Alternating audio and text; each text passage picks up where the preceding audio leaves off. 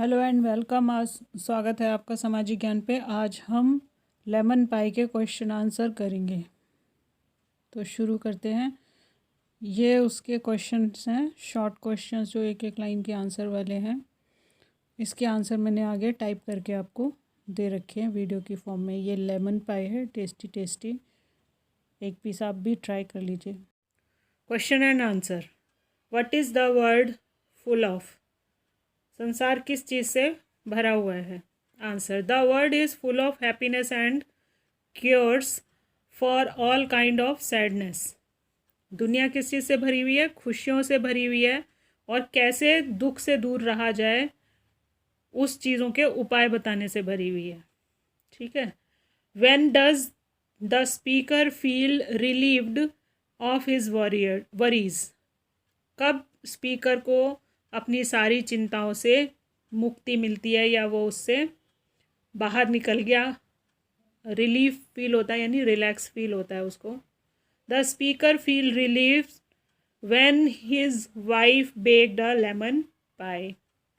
Speaker को सारे दुख तकलीफ़ों से कब मुक्ति मिल जाती है, उन सब से छुटकारा मिल जाता है जब उसकी पत्नी जो है वो लेमन पाई बेक करती है। लेमन पाई एक तरह का केक है, एक डिश है जिसका चित्र भी आपने इससे पहले देखा है, जिसको खाने में मीठा होता है और लेमन की उसमें जस्ट पड़ा होता है तो उससे खुशबू आती है उसकी। थर्ड है इसमें, when does the speaker's heart grow bold? The speaker's heart grow bold when the lemon pie is served on a plate. वो कब बोल्ड हो जाता है? जब लेमन पाई सर्व की जाती है, उसका दिल जो है वो खुश हो जाता है।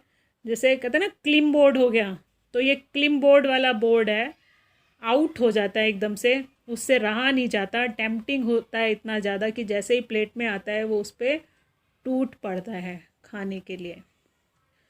How do the speaker and his children react to a plate of freshly baked lemon pie? किस तरह से स्पीकर और उसके बच्चे रिएक्ट करते हैं, एक्शन देते हैं या उस पर रिस्पॉन्ड करते हैं जैसे ही अभी अभी बेक करके लेमन पाई सर्व किया जाता है या आता है खाने के लिए। The speaker and his children cheer happily. उसमें बताया ना, कोरस में चिल्लाते हैं वो। एक जगह पे इसमें वर्ड आ रखा है कि and on the plate my heart grow bold and the kids and I in chorus. इकट्ठे ही चिल्लाते हैं, वाह मज़ा आ गया, इस तरह से कुछ जैसे आपकी पसंद की कोई चीज़ आ जाए तो यमी, उस तरह का साउंड, खुशी में चिल्लाना। Question 5, what happen after the speaker had eaten his fill? जो उसके अंदर भरा जाता है उसको खाने के बाद में उसको कैसा महसूस होता है?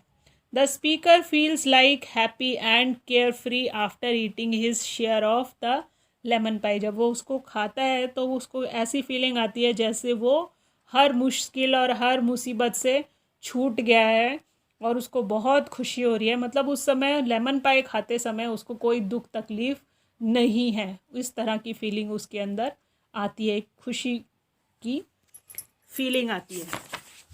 इसके 2 छोटे छोटे क्वेश्चन पीछे भी हैं, बी पार्ट। जब मैंने इसको टाइप किया तो मुझे बुक नहीं मिली थी, तो मैं आपको बोल देती हूँ यहाँ पे। बी है, think and answer. How does the poem highlight the child like qualities of the speaker? किस तरह से पोएम ये बता रही है कि बच्चे की जैसी बचकाना हरकतें या बच्चे जैसी आदतें स्पीकर के अंदर भी है। हम सब में ही एक तरह से बच्चे रहते ही हैं, क्योंकि अगर ऐसा नहीं होता तो पेरेंट्स बच्चों के साथ में तुतली तुतली भाषा में बात नहीं करते हैं। The speaker's joy when he see and eats a simple homemade lemon pie highlights his child like qualities. He says all his cares and worries fade away when he learns that his wife is baking a lemon pie. वो कहता है कि इसमें बड़ी simple सी वो है कि homemade जब घर में कुछ अच्छा पकता है, लेमन पाई पकाई जाती है, तो वो हाईलाइट कर रही है कि उसमें उसको बड़ी खुशी होती है उसको खा के। क्योंकि एक कॉमन सी टेंडेंसी होती है, जब मम्मी घर में कुछ अच्छा पका रही होती है तो बच्चे किचन में ही घूम रहे होते हैं और बीच बीच में पापा भी झांक जाते हैं आके कि भाई क्या पक रहा है, बड़ी खुशबू आ रही है। और जब बच्चे बताते हैं कि मम्मी आज ये बना रही है तो मन में वो भी बड़े खुश होते हैं कि अच्छा चलो आज एक बढ़िया टेस्टी डिश खाने को मिलेगी।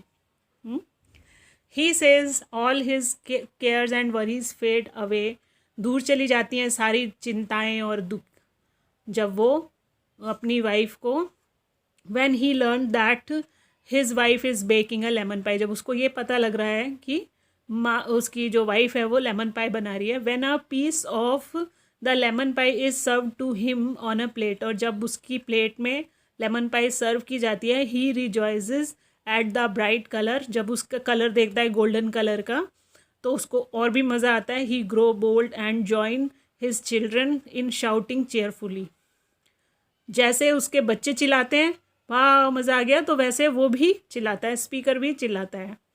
ही feels overjoyed after he has eaten the lemon pie and feel that all his sorrows have disappeared, जब वो उसको खाता है इंजॉय करता है तो उसके सारे दुख और चिंताएं उसको लगता है कि सब गायब हो गए हैं। There is no better treat in the world then a lemon pie, so he thinks of it as a golden treasure, वो उसको सुनहरा खजाना कहता है, सोने के जैसा खजाना कहता है। आपने लेमन पाई की अभी इमेज देखी है इससे पहले, तो वहाँ पे आप देखो कि वो येलो कलर की होती है, तो कैसा लगता है जैसे पिघला हुआ सोना है, किसी ने कटोरी में डाल दिया है। और सोना तो आप नहीं खा सकते, लेकिन लेमन पाई खा के बिल्कुल इसी तरह की फीलिंग आती है।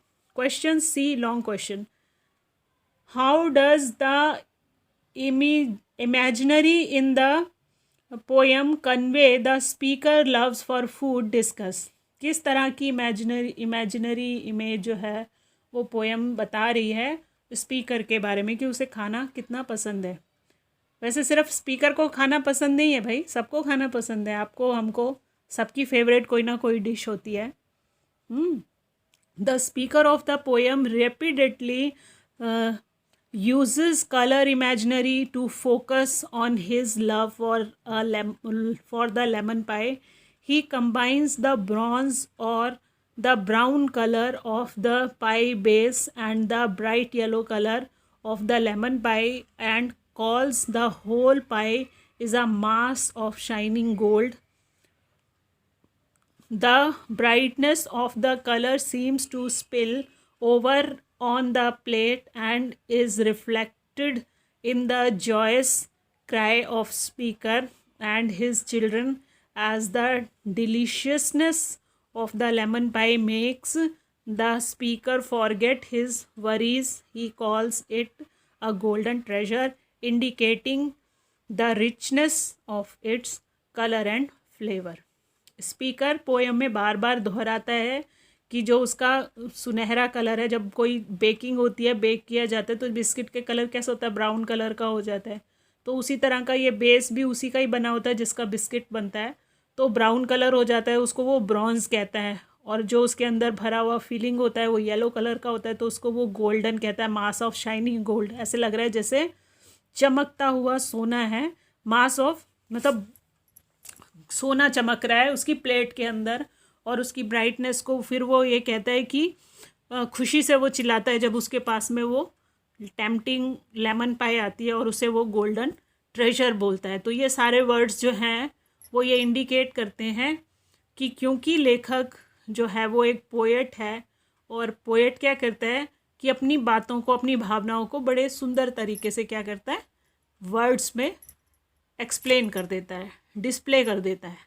यहाँ एक बात मैं और सारे बच्चों को कहना चाहूँगी कि जब स्पेलिंग्स बड़ी होती है, जैसे यहाँ डिलीशियसनेस आया वर्ड, तो उसको ब्रेक करके जैसे DELICIOUS NESS, इस तरह से अगर ब्रेक करके आप उसको याद करोगे तो स्पेलिंग भी इजी हो जाएगी और आपको याद भी रहेगा।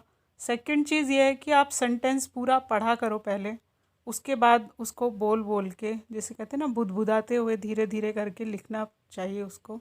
इससे आपके पेन से लिखी हुई जो भी आप लिखोगे वो एरर फ्री होगी। सेकंड चीज़, आपको मात्राएं याद होंगी, स्पीड अच्छी रहेगी और गलतियां मिनिमम हो जाएंगी। एक बार ट्राई करके ज़रूर देखिएगा। Thanks for watching.